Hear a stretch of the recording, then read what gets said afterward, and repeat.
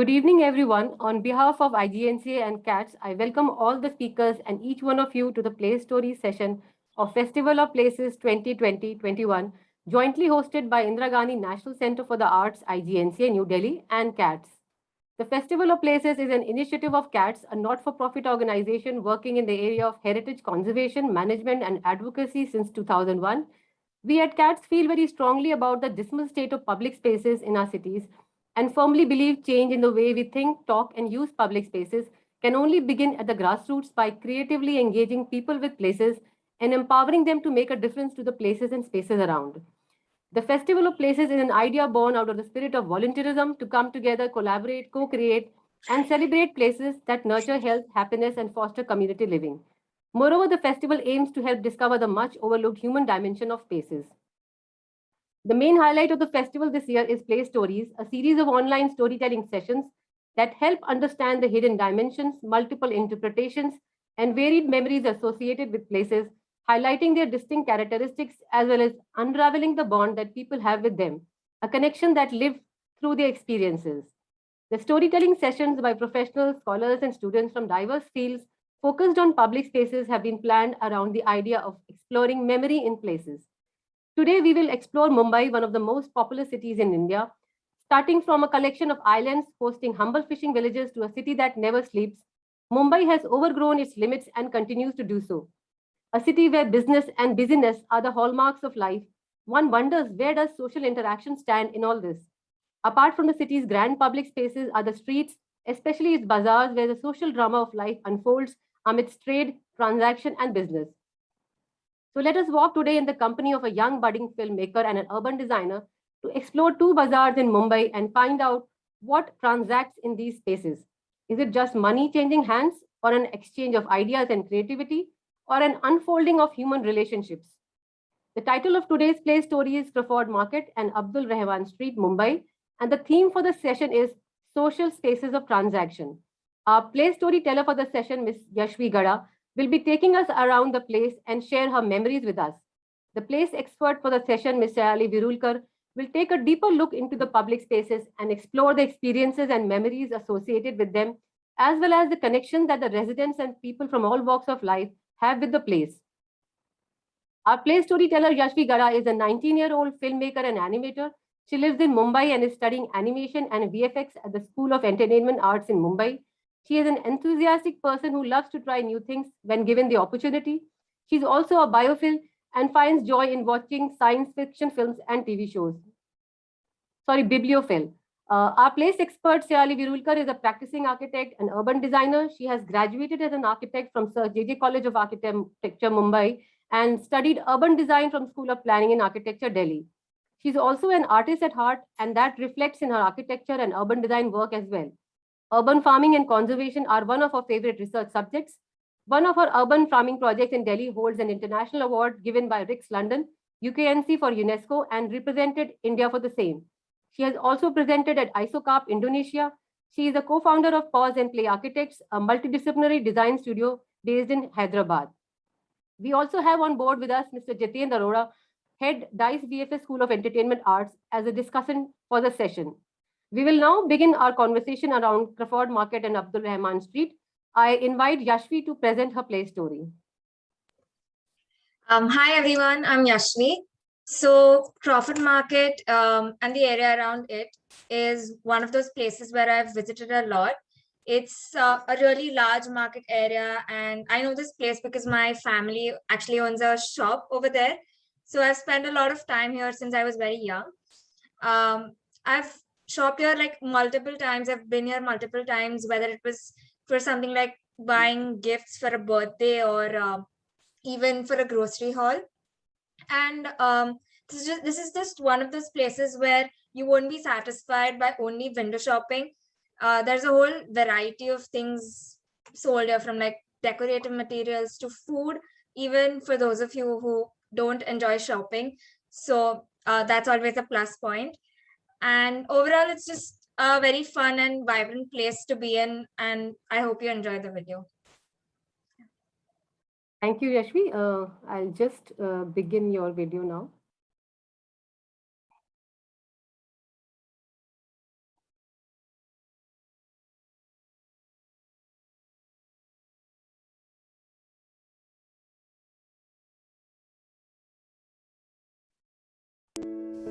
Situated in the locality Kalba Devi in the city of Mumbai, Crawford Market and the surrounding areas like Abdul Rahman Street and Zaveri Bazaar are some of the busiest markets in Mumbai. The market is situated opposite the Mumbai Police Headquarters, just north of Chhatrapati Shivaji Terminus railway station. One can easily reach the Crawford Market area from the CSTM railway station and walk or even take a cab from there. Two kinds of cabs that are common to find here are share a cab or a normal individual meter cab. The share a cab is particularly for workers who travel in bunches to save money and time while traveling. Founded in 1871, the market was initially known as Mahatma Jyoti Rao Phule Market. It got its name Crawford Market after the city's municipal commissioner Arthur Crawford. The market was designed by a British architect called William Emerson. In some parts of the building, there are Gothic styles of architecture. In the very center of the market, there are stone fountains that are currently non-operational. The exteriors of Crawford Market are also adorned with wall paintings, murals, and pictures of Indian farmers working in fields. In 1882, the building was the first in India to be lit up by electricity. The market rapidly grew as more shops opened up. Looking into the past, you may recall Zaveri Bazaar was one of the few places in Mumbai to be bombed by terrorists in 1993 and 2003. The blast injured and killed many. Although our topic of discussion is not Zaveri Bazaar, but the street right next to it. Located exactly opposite Crawford Market exists a market street called Abdul Rahman Street. In this busy street exists a family shop and the extension of my home named Reliable Pen Makers. A shop was opened exactly 50 years ago by my grandfather, who worked diligently before recently retiring. The shop was and still is a main source of income. Ever since I was a young girl, I used to accompany my grandfather and father to the shop. Sitting there and watching many people go by is one of my fondest memories. It was and still is always a wonder to see so many people in one place. I used to ponder where the people came from, what they did, and what if I was there in their place. One of the main reasons why I chose to talk about this place is my love for it. I chose this place not only for my sweet memories associated with it, but also for seeing how it is a beautiful example of ethnicity, culture, friendship, and one of the best markets in Mumbai. I remember the first time I went inside Crawford Market. To see so many shops selling so many different items was a wonder. This is the place where I got my baking materials from when I wanted to learn how to bake.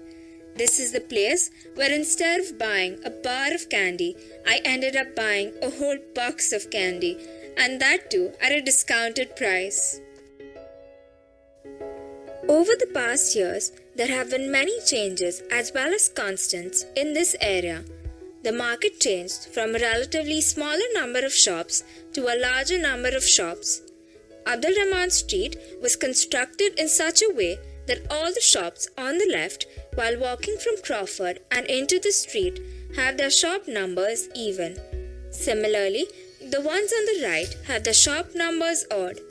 This system makes it easier for the people to find a single shop in the plethora of shops littered all over the area.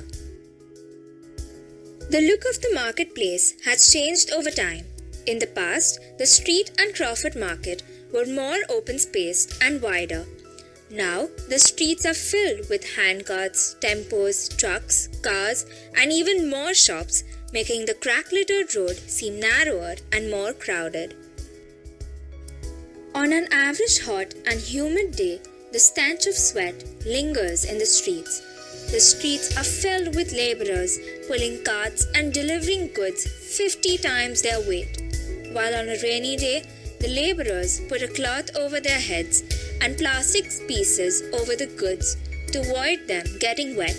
They never seem to stop, never ceasing to work over a little rain or heat. It is truly inspiring to see most of them working so hard in the most extreme conditions. The shops in general operate from 10 a.m. in the morning to 9 p.m. in the night. In the past, the shops and stalls in Crawford Market used to sell only vegetables, fruits, and livestock.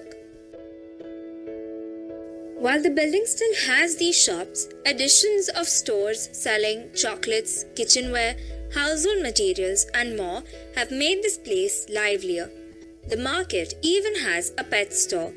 One of the most peculiar and astonishing things that was present then and is present now is the buying and selling of illegal animals and birds.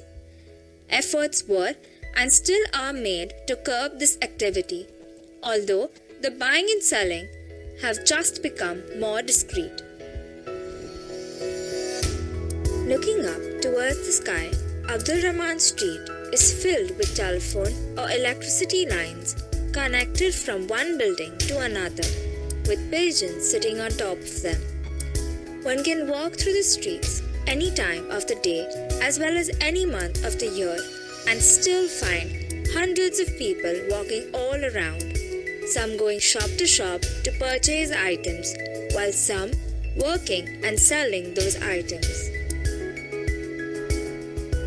Abdul Rahman Street houses numerous items from cheap clothes, toys, jewelry, flowers to stunning household items and more. Each shop is lined up one after the other, some shouting the products they sell and cheap prices to gain customers' attention, or some vendors walking around going from customer to customer to sell those items. This place has easy accessibility. Anyone from all age groups can go here and shop their heart out. For those who love to splurge, this market offers an exciting shopping experience. This market area used to be 100% wholesale market.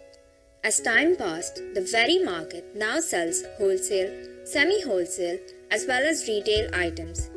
What used to be an all-India market republic importing and exporting only Indian items now imports goods from all over the world. What used to be an area where the largest number of shops were owned by Muslims now has owners who are Muslims, Gujarati, Sindhi, Marathi, and Marwari. Even though the type and variety of items has changed over time, the sense of hospitality can still be found in most of the shops scattered over the area. The items here are relatively cheaper and easier to get due to it being a wholesale market where bargaining is practiced. Of course, it does depend on the bargaining skills of the customer, as some shopkeepers are notorious tricksters when it comes to selling items. Although most stalls and shopkeepers accept only cash, some do accept credit cards and online payments too. One of the oldest and most famous buildings in this area is the Jama Masjid or Jama Mosque. Jama Masjid is located in the Janjikar Street in Kalbadevi. To its west is Zaveri Bazaar, which is the main jewelry market, and to its east lies Abdul Rahman Street. The mosque has stood proudly for over 100 years. At various intervals, every day, prayers and sermons can be heard throughout the area from the inside of the mosque. The loudspeakers overpower the loud noise of the crowd, or sometimes even just blend into the background as the day goes by. On Islamic festivals, this area becomes extremely crowded and lively due to the presence of Jama Masjid. For my family and I, we celebrate Gujarati New Year every year. This day is celebrated a day after Diwali, wherein the Hindu and Jain celebrate the festival of lights, which symbolizes the triumph of good over evil and the nirvana of Lord Mahavira. Every year on this day, We open the shop early in the morning and do aarti. We thank our gods and ancestors for giving us a successful business and family to love. Shops are adorned with flower garlands and decorative materials. It doesn't matter what religion you follow, there will always be sweets and dry fruits distributed all around the market by people dressed in their best traditional clothes. People from all over the market come and greet each other. It is a truly joyous place and community to be in, where all kinds of festivals are celebrated.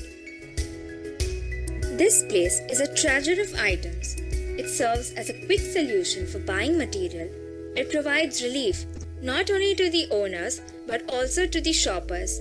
It provides relief to people who are in a hurry to buy materials that would normally take a much longer time. Many entrepreneurs or small businesses come here to buy their essential goods.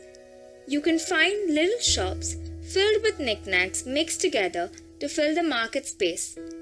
If you step outside Crawford Market building, you can find more fruits and vegetable vendors that sell their products on the street corners. While the streets in Marketplace do look great, they would look even more beautiful and solve a few problems if the buildings, streets, and roads were more developed. For example, the roads at some places have potholes. A better drainage system would help the market not flood as it does now during heavy rainfall. It will look cleaner and less crowded. There are pickpockets all over the market, and thus, better security measures will make the place safer. Traffic control is an important aspect to improve this place.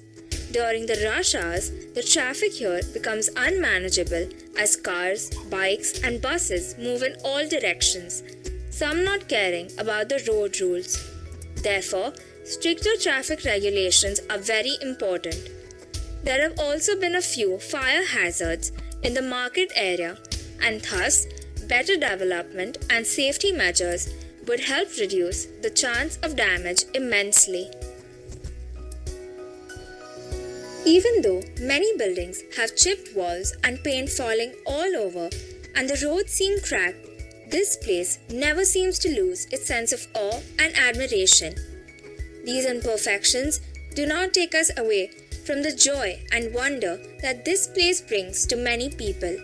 To me, this place and our shop will always have a place in my heart. To me, this marketplace is a place filled with joyous wonder and people who work very hard.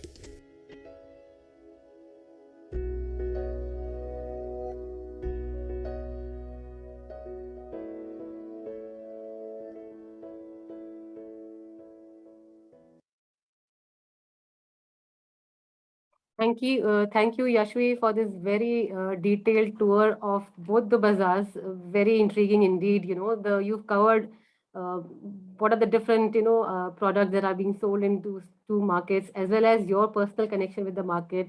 And also, I think you have spent a lot of time, observing the issues that plague this market. So I think it's a very good, tour for all of us tuning into this session.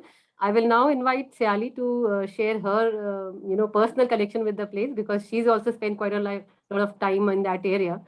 So Siali, over to you now. Yes. So yes, that was a very nice movie, and all the time that I was looking at it, I went to memory lane, and all the places and markets and in shopping that Yashvi was talking about. So hello everyone, I am Saili. I am an architect. So the reason that I'm here is I have a very, very personal connection with this place. And while being an architect, I have studied from Sir J.J. College of Architecture, which is like just 100 meters away from these two places. And so I have spent around 5.5 years visiting this place for different occasions on different days. Yashvi showed us some pictures on Diwali and then Eid, and how dynamic this place is. And it's all about people, basically. That is what, like, people who are going there are actually making this place the way we see it right now. So I have a small presentation to share with all of you. Give me a second. Okay. So I think, yes, my screen is visible, right? Yeah, it is. Yes, yes. So starting with, these two places, Crawford Market and Abdul Rahman Street, two very important, places in Bombay. We can call public spaces. Both of them are marketplaces, basically. So the reason that this particular image that you see on my screen, so when I think about these places and how, ma'am has already told, I am also an artist at heart, and I also try to see different things, cities, people, everything that the things that I practice, also in the form of art, and how it can be represented, and how what are the different kinds of meanings that can be also unfolded. So this image actually is something that I feel it can be a very good representation when we talk about Crawford Market and Abdul Rahman Street.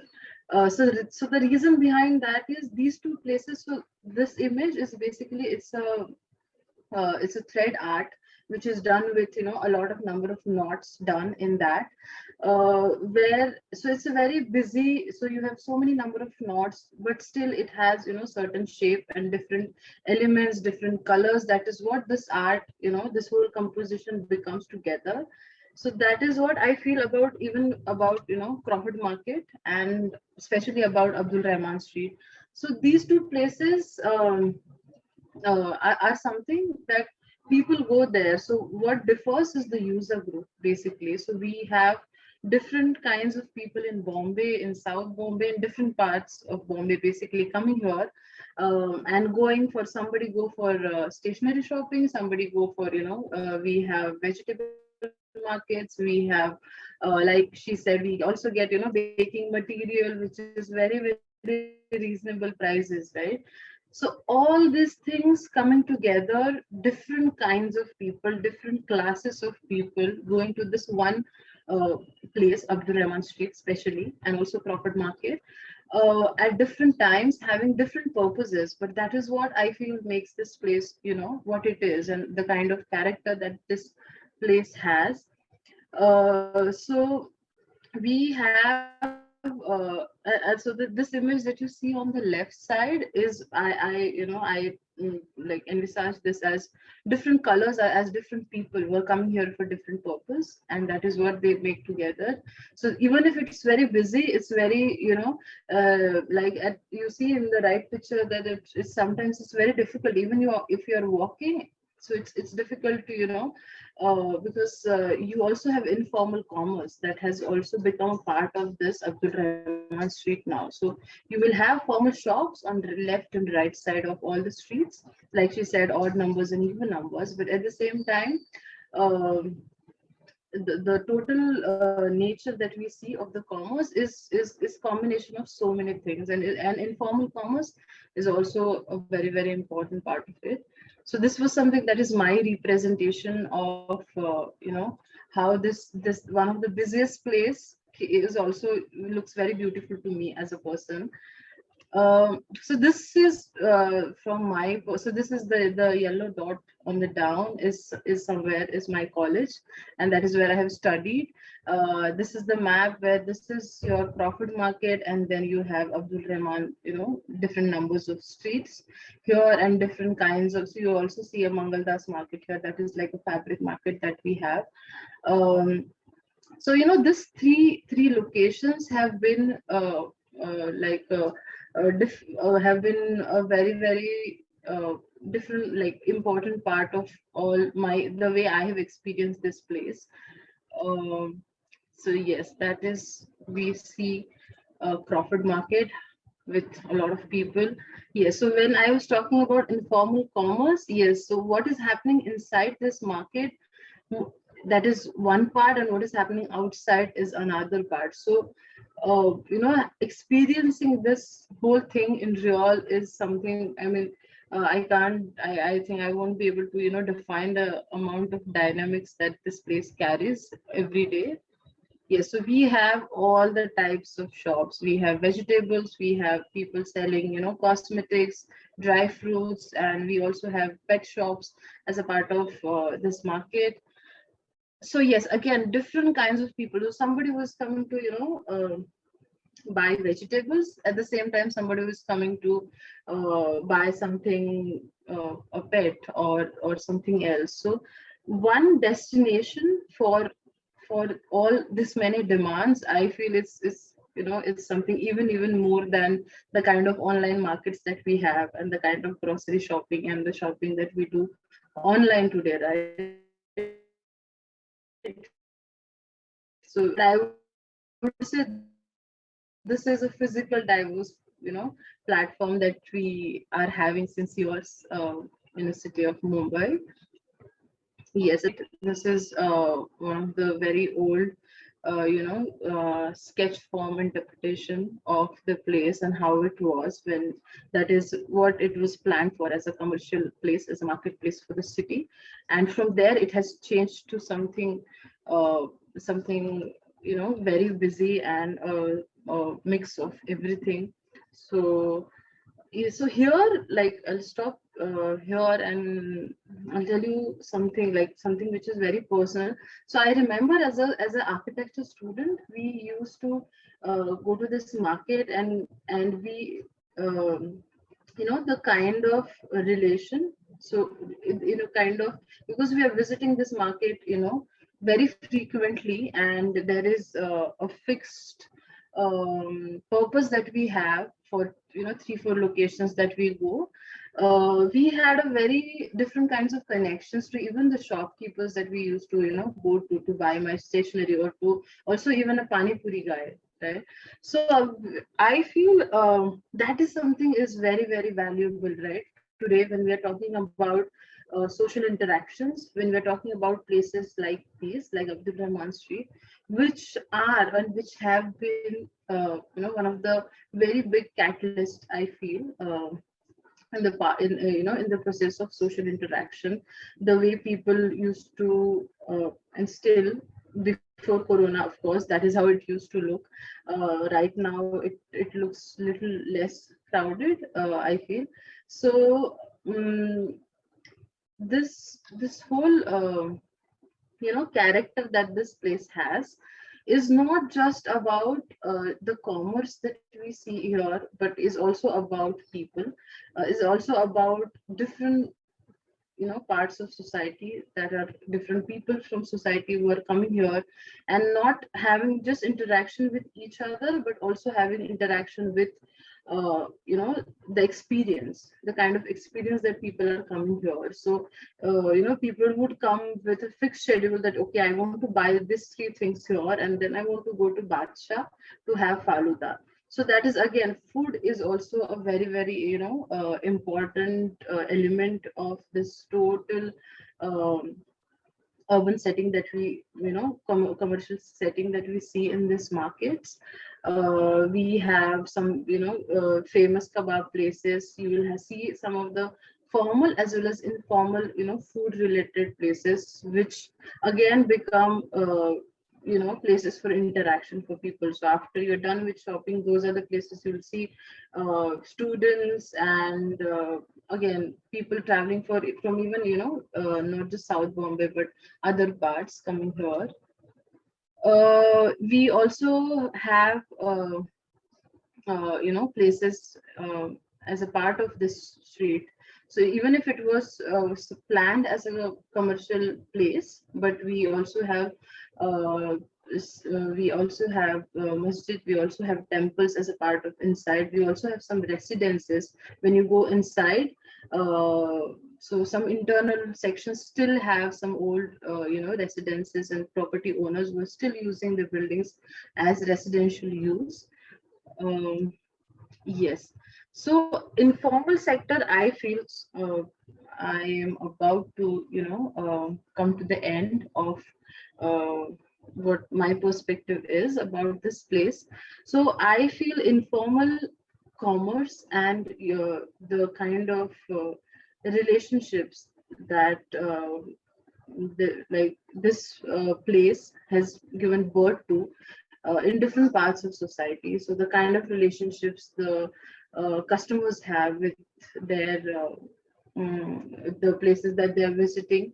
The stationery shop owners who already know that okay, when you are going next time, uh, maybe yes, they know you basically. So similarly, the pani puri wala guy will sometimes, when you're a frequent visitor, he'll know you that you maybe don't like sweet thing, you like this and that. So I feel that is something that the way that the situation that we are in right now, and the way markets, the kind of markets that we have in our cities, and the new markets which are coming up, and the malls we have, we also have now most of the things after corona, we are preferring going online and buying things online.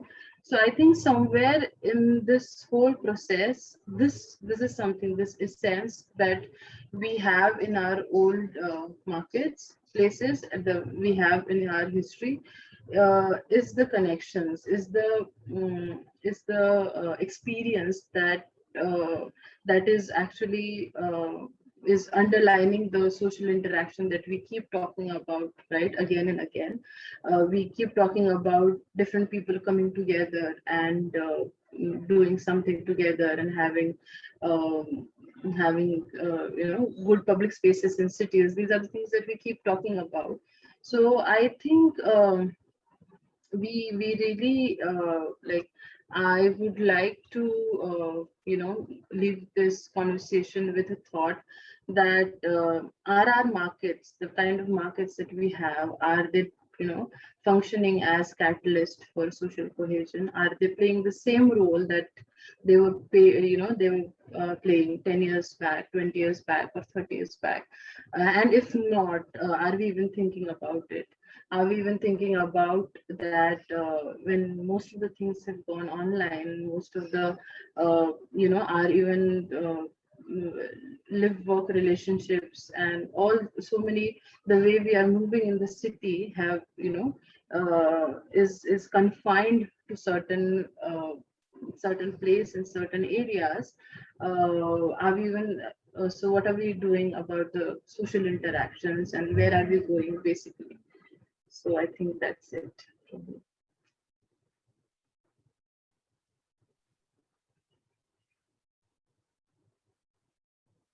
Thank you, Siali. It was a very interesting, perspective on these two very famous bazaars in Mumbai, especially the fact that you have kind of compared basically the entire experience, or the evolution of these two places as a patchwork, as a coming together of different design patterns and textures. And I think it would be a very interesting study to actually see how these different through images, probably how these different flavors of the same place over the different, during the different times of the day, as well as during different months of the year, how the whole place continuously is changing, and it's extremely dynamic, as you pointed out. I would now also request Jiten to join the conversation. We have one question from the audience. Simranpal Kaur has written, the Crawford market is undergoing redevelopment since 2018.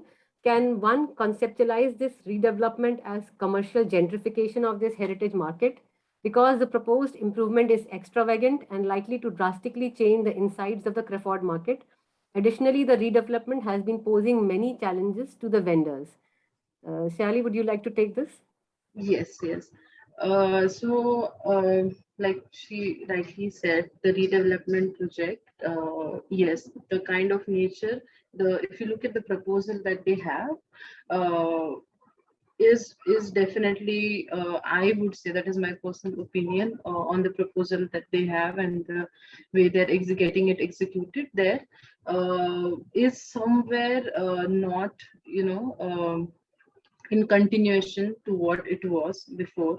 So if you're talking about the kind of essence the market had, even starting from the technical thing, like how much space one vendor had, and what about the informal vendors that we already see there, because if you look at the proportions, the formal number of shops that you see in Crawford Market are would be around 60 to 70. So we have around 30 percent, which is basically informal, which is not shops, which are just maybe a small table and a person selling something, right? So that is around 30 to 35% that we see there, and which was not totally considered in the kind of proposal they have. So again, like I said, the kind of commercial spaces that we have, and the, like, the malls that we see, newly coming commercial places, I am scared that this should not end up being something like that. So at this, even if that is something that is heritage that we have in the form of built structure and the kind of everything else, but at the same time the intangible aspects, right, those are also very, very important. The way one sabzi vendor wants to sit next to sabzi vendor only, he doesn't want to sit next to a phone cover selling guy, right? So that is something which has been there since years, which again was not totally considered in the kind of proposal that they have. So yes, I don't have a very, very positive opinion on the way the redevelopment is happening, for sure. Yeah. Thanks, Yari.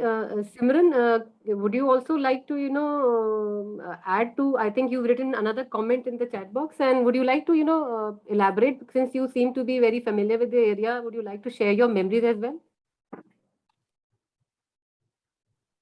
Hi, thank you. So I did my research partly on Crawford Market, and I was seeing how the redevelopment is folding out. And during this course, I also ended up studying how the plans were designed by the architect and what kind of plans have come up. And having a look at them, I could notice, they're very extravagant clearly. So it tends to create more like a mall-like and sanitized approach to a bazaar. And whereas, we've been talking about this in our webinar so far, where the speakers have shared how bazaars symbolize energy, optimism, and a way and a will to survive outside a formal system as well. While it provides certain options for recreation as well, but then I feel this redevelopment is really coming out as something which again is dominating the idea of inequality and contrasts in the city. So while the redevelopment project is favoring aesthetics or the idea of, fast changing Mumbai, a lot of mega projects coming in between, but then it's a reality that a lot of time there are certain harsh experiences that are put out on people. So during my conversations with certain vendors, they were telling me how difficult it's been for them to even not be able to run their business for 6 or 7 months while a part of redevelopment was going on in the specific area where their shop is. And how they were navigating these challenges, maybe for some days going out of business, but then, expanding the space in their shops earlier. So a lot of the design also changed, right? So inside in the phase one, so they had these extra material which they would put out of their shops, but now to make the alleyways, the pathways more clear, they've sort of made those portmalas as storage spaces where they can keep those things. Additionally, when some of them were out of business, especially the vegetable vendors, they were saying how they had to put down shutters. Shutters were placed on their new stalls, and as a result, their vegetables were going bad too soon. So it's been very complex, and I feel the idea with which the project or the redevelopment plan was sort of romanticized, it again to me feels like it's catalyzing for gentrifying our neighborhoods.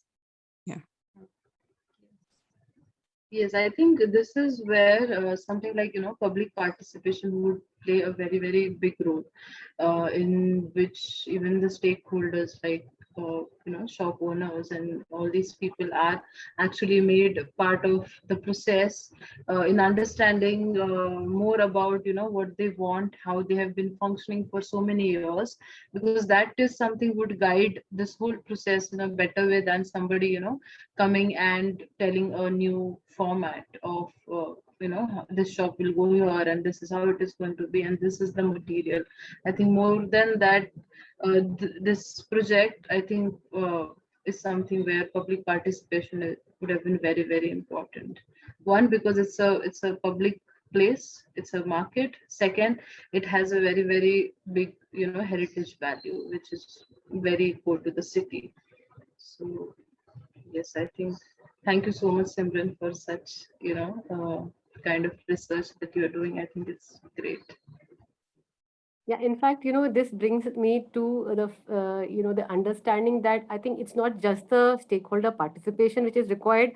Somewhere, I think the understanding of the place also becomes very important, because for the consultants who are making these projects, it also depends upon what is their take and perspective on understanding the finer details of these public spaces. So, and that brings us to the focus of this session also, where we are trying to talk about the human dimension of public spaces.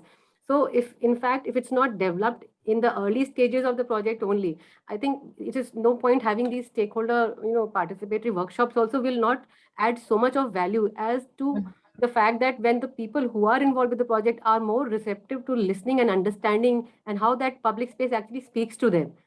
So, Shayali, what would you say, these different types of public spaces, the Crawford Market is a much more, later public space, and it's been a design space rather, which has grown organically. And Abdul Rahman Street is completely contrast.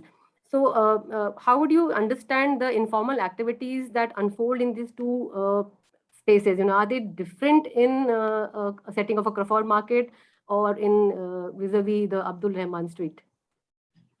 Yes, so yes, I think they are different for sure.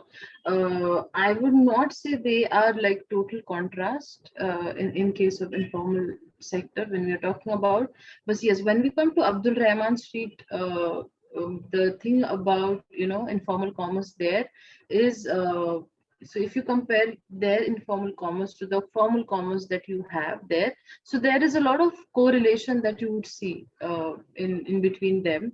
Just in case of scales, in case of Abdul Rahman Street especially, you don't have a lot of space. Even if you will see a lot of informal commerce, but those will be small, very small place for each stall or each shop you would see that they have occupied.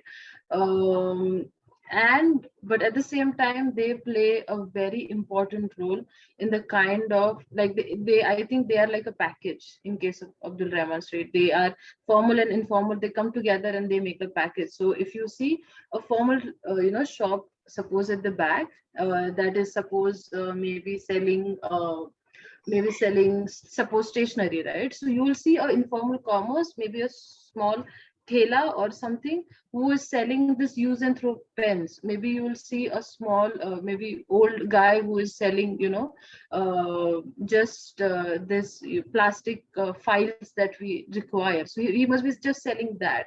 So there is a lot of correlation, I feel, and that is very, very beautiful to see coming from an organically developed place, because that is definitely very, very natural. That has the way it has grown till now. So somebody selling some branded books and all of that, but somebody is also selling file because he knows there is a demand for it, right? So compared to this, when I think about Crawford Market, I would say I'll find a vegetable shop where everything, they have all the varieties and everything. But I'll also see a small shop, maybe not a shop, a person sitting on the floor with a small chatai, and also selling, maybe cane baskets. So that kind of, so again, Crawford Market also has a lot of lanes, right? And they function according to lanes. So if you go to one lane, you'll find a lot of candy shops. So other lane, if you go to, those will be vegetable shops. So I think that correlation is not so strong in case of Crawford Market. So they are more like, independent or individually, playing their own roles. I think so. Yes, they're different. I think in nature. Yeah. I think so. This is actually highlighting the fact that, all these formal, informal people actually have a very symbiotic relationship with each other, because Mhm. as rightly you pointed out, a ornament shop will have a small guy who's sitting in front of the shop. He's an individual person.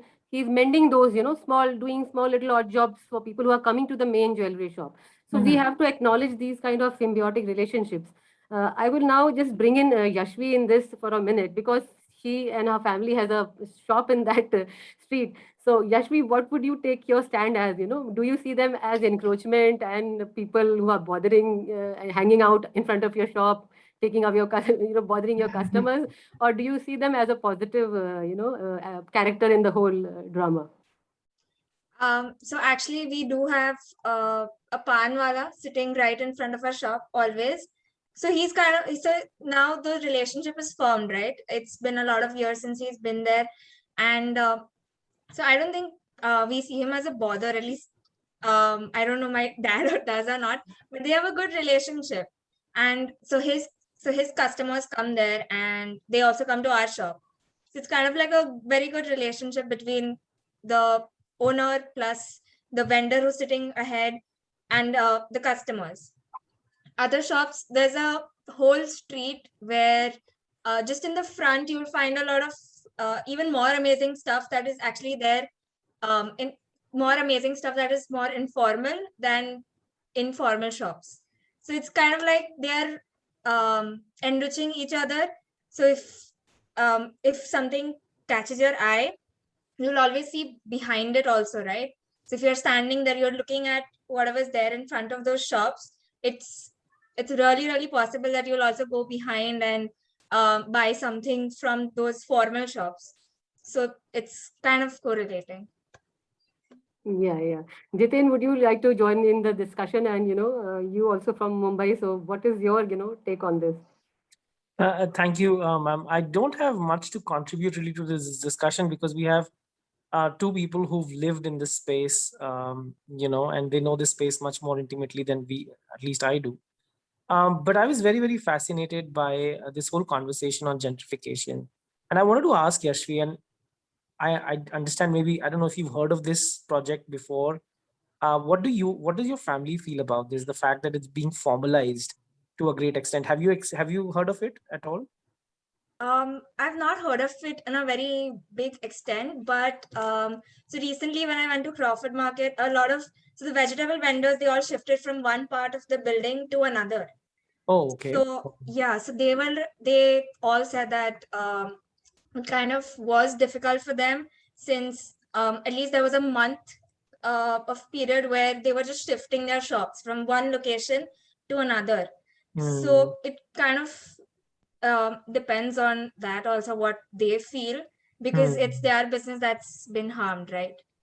Right. I haven't heard of it in such a big extent, the project, but Right. this is just one of the conversations we had. Right. Excellent. But I like Sili's take on the formal and informal sort of exchange that keeps happening, and how informal exchange outside of Crawford is more informal than when it is inside Crawford. Like that, there's less scope of that. Even though Crawford automatically seems like a less formal space to me, but I like that contrast that you made between what happens outside and what happens inside, and how they're different. It's very enriching. The conversation, the presentation that you made, and the insights that you brought about are very, very enriching for me as well. And I think I think the next time that I go there, I'd probably look at it a little more differently than than I ever have, because I've only gone as a consumer because it sells cheap product. It's easier to get. Your Diwali decorations come from there. Your Christmas decorations come from there. And you're very proud and you kind of show it off to your friends saying that ये 50 रुपए में लेके आए, ये 100 रुपए में लेके आए. You ask the price, पता है कितने का मिला. You're just very you won a war. You won a little war by bargaining and all of that.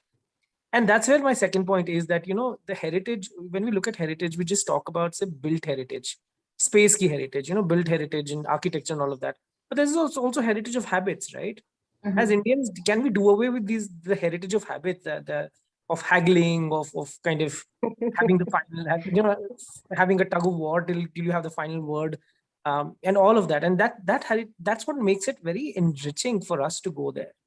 It just takes us down a memory lane as well, because most of us grew in small towns. This could have been their childhood experience as well. Being taken to bazaars with parents and then seeing your parents haggling over little things and all of that. This is how we've grown up. Mall culture came very, very late to India, and I think this whole sophistication of MRP is the only price, and that's what you have to pay. What's written is written. That's really late. We would like to bargain, we'd like to haggle, we'd like to talk, we'd like to know. I think a lot of times we just strike informal conversations with shopkeepers, generally, bhaiya aapka kitne saal se ho yahan pe, just gradually. And that makes the shopping experience so personalized and so amazing. And you kind of return with a smile that you've got to know a person, and you probably wouldn't remember that story, but there's a mark that's imprinted on in your mind that this was a great shopping experience because of personalization opportunity that happened. You're not talking to a salesman, you're not looking at a vending machine, you're not looking at a person who's dressed probably more smartly than you, opposite in the sort of at the back of the counter, and therefore you're a little nervous in sort of in just opening up. But I think what happens with that heritage? Can we formalize that? Should we formalize that? And this is a question that I'd like to open to the audience. There are stalwarts in the audience, and I know them. I know of them, not really obviously know them, but know of them. And if the forum could contribute to this thought process, we'd be very, very grateful. That's the whole point. We talk about public participation, but let's also participate in Zoom meetings, right? So please, आप लोग अपने speakers और videos on करके बात कर सकते हैं हम लोग. This could be a dialogue. That's the whole idea. This is a dialogue that we want to have as equals. So I'd like to open the forum and see if there are any comments. Yeah. Very rightly said, Jiten. You brought in the point that it's not just buy one, get two free and three free that gives you the satisfaction, but the fact of, the entire process, the conversation, the relationship, the little chit chat that we have is also very, very essential. And somewhere, this mall culture actually, is completely alien to us. In fact, the same person going to a mall and the same person going to a Crawford Market or Abdurrahman Street will behave differently in these public spaces. So that's also very interesting. In fact, meanwhile, while we wait for questions from the audience, I would like to ask Charlie that when we compare different types of public spaces, commercial spaces are also very, very important public spaces. So what are the pros and cons you see of having commerce as a trigger for social spaces? And should there be a threshold limit for having commercial activity beyond which it starts impacting the experience, the sociability of the place? Yeah, that's a very nice question. So yes, like if we talk about a place like Abdul Rahman Street, so of course or any kind of marketplace which is also a public space and very dynamic in nature. Yes, one of the very important pros are social interaction that become, because I feel they are a very important catalyst in giving this platform for people to interact because as they are part of one society, right? So that is how it should be. Different parts of society should should have these kind of platforms, and that is what I think commerce does, because commerce is something which is like one of the essentials, right?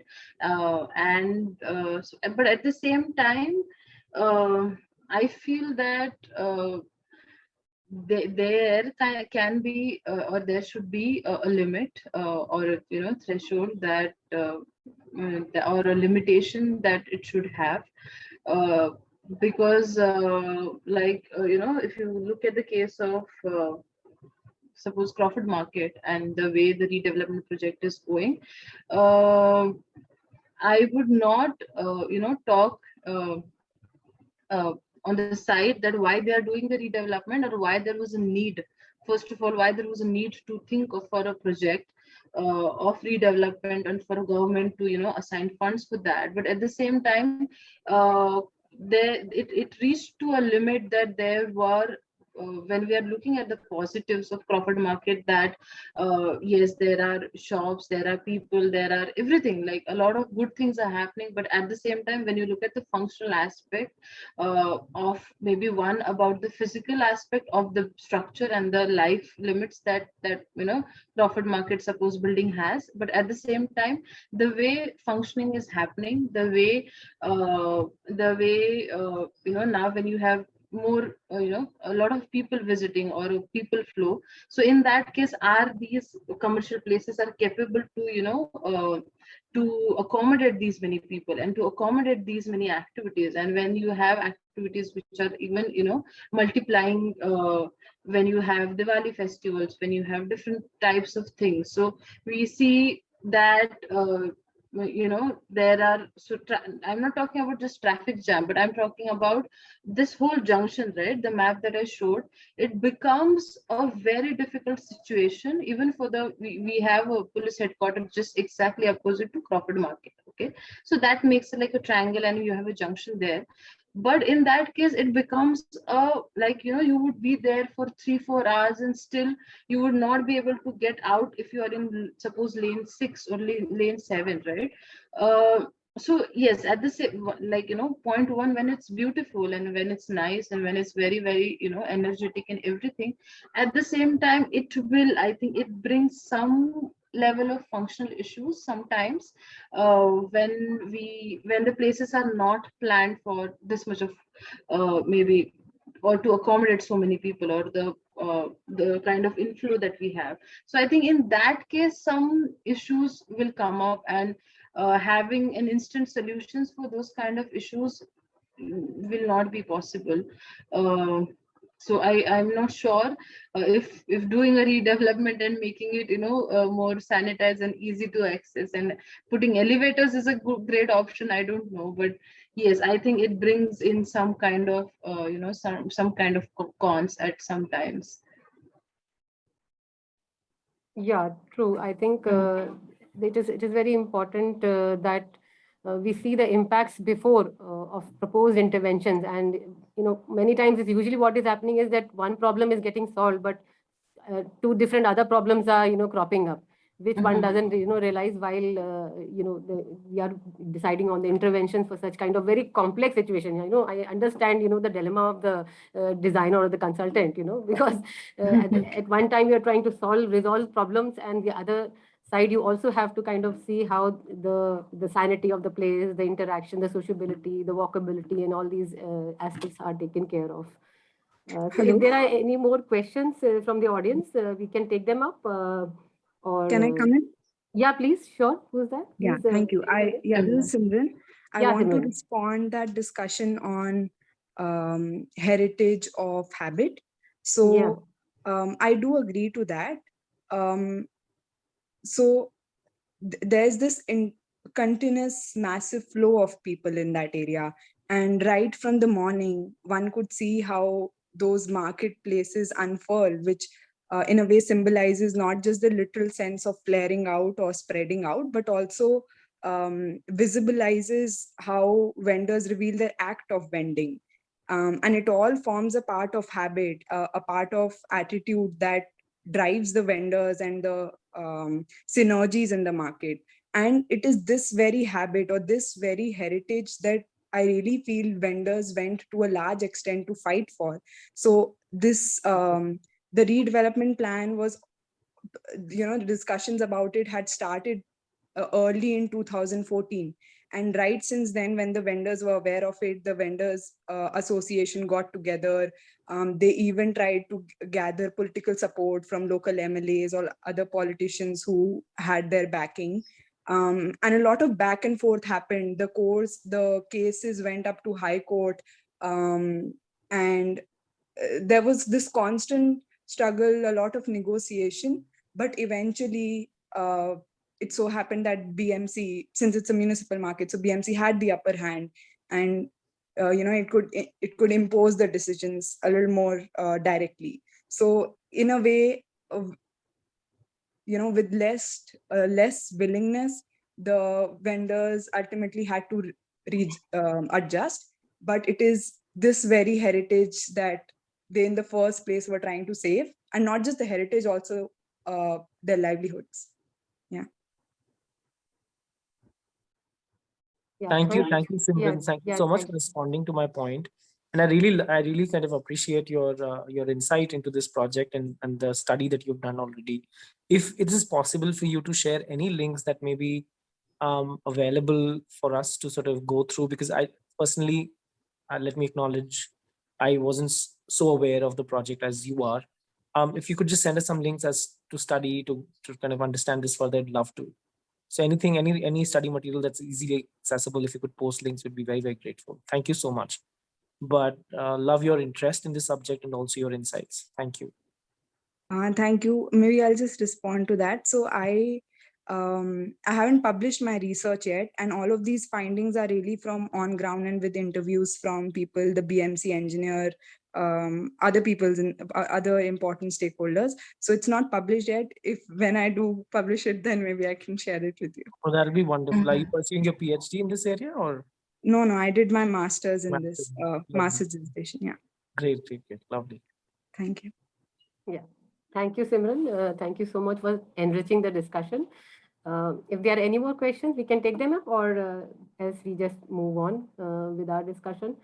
There are a couple of comments in the chat box. One is from Simran herself. She writes, it's interesting to know how this market lies at the cusp of the native town with colonial architecture, and beyond it lies the extension of suburbs, Kalba Devi and Masjid Bandar, with more traditional architecture. I think the traditional architecture, except for the Koliwadas in Mumbai, I think, correct me if I am wrong, Shali, has not been researched very well in Mumbai, especially in the context of Mumbai.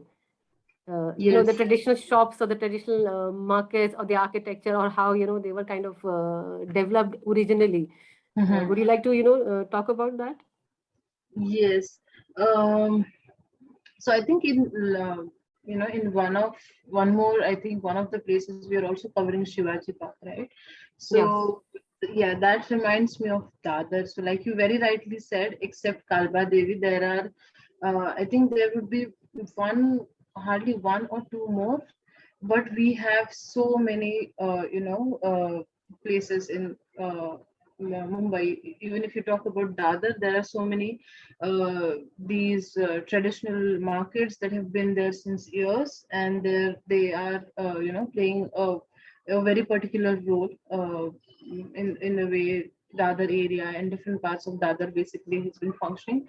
But yes, even according to my knowledge, I don't think there is any kind of even documentation or some kind of work or research that has been done on traditional architecture in case of Bombay. Yes. I think that brings, I think, opportunity for a lot of people, and people who have interest in this, that we have so many places that can be documented and made accessible for people to understand it, so that, like we were talking about Crawford Market project, and I really like, Urvashi, what you said, that even the people and the decision makers would be in this dilemma, because they have to solve one problem, then they have three more problems that they have to solve, and that finding balance between all these things, I'm sure would be a very, very tough job, right, for people who are doing it. So similarly, I think again, if you have these studies done, if you have if you have things documented, I think those will also be good guides to understand how these kind of places, traditional architecture has been practiced in these kind of markets, and not just about architecture, but also about other culture related things which were there. So I think those will function as very good guides, maybe um, for even for us, for urban designers, for anybody, like who is planning to do something on such projects. I think very true. I think, in fact, it will also help, the people who are making these bazaars, who are part of these bazaars, their understanding also, because see, I believe that information is, shared across generation. So there may be people who do not know who are new entrants to that particular public space or that market street. They may not have that kind of understanding how the entire market has evolved. So these kind of guides will also Absolutely. actually help them, see how they can I feel that we can create an opportunity for people to participate and add to the experience, because in the fact that they do not have access to that kind of a knowledge over years, they may do certain kind of interventions unintentionally also. It's not always that the people are deliberately trying to destroy a place. It's many times unconsciously that they are not aware of what is getting lost in the process. So that kind of slightly non-academic material also will create a lot of awareness in the people who are on the ground and making decisions every day. So that I feel is going to be really helpful. And thank you. Absolutely. Yeah, yeah. Thank you, Sally, so much for very interesting take on these two markets and your comparison of that beautiful craft work with the way public spaces are crafted. I think there is something to learn from the two skills that we have. And Yashvi, thank you very much. And I hope you also kind of gained from this discussion. And we hopefully would like to see you making many more videos, more insightful ones on other public spaces, because you are the young generation, and I think you have a very important role in creating awareness about these experiential aspects, because as designers sometimes we are not able to capture these emotions in our reports. But I think the visual media is very powerful, and especially with the social media platforms and people sharing, visual across Instagram and all other, social media platforms. I think you have a very important role to play in that, and wish you very best in your future endeavors. Thanks, Jiten, for joining in the discussion. Play story session titled Love Kush Baraj Kanpur is scheduled for 10th October 2021 from 5 p.m. onwards. Play storyteller for the session, Mr. Rohan Mathur, will be taking us on a walk along the Ganges River, this time in Kanpur. The place expert for the session, Mr. Rajat Malhotra, will take a deeper look into our relationship and engagement with water and explore the same through history. So stay tuned for our upcoming play story. You